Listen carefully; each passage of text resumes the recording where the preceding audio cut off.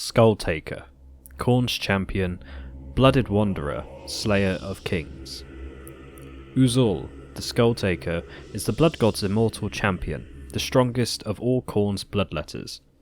When not campaigning, Skulltaker roams the realm of chaos at will, atop his mighty juggernaut, Kultaran.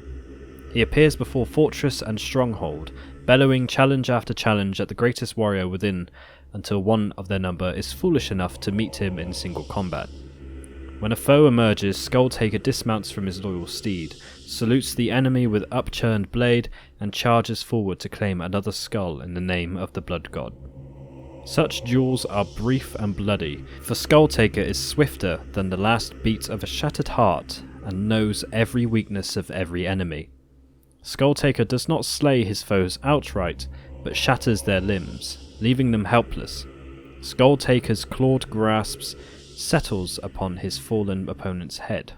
Magical fire gouts from his fingertips, searing away skin and sinew until pale bone is laid bare.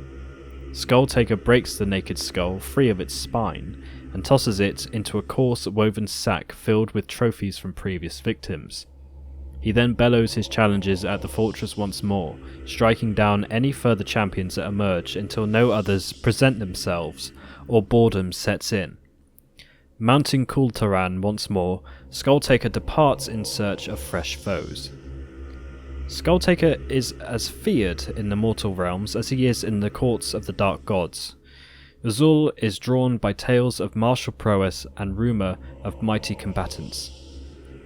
History is littered with accounts of his appearance before the gates of Bretonnian castles, Northland encampments, ogre feast halls, Kemrian necropolises, and dwarf holds, demanding that a challenger be sent forth to face him. Such encounters never end well for the mortals.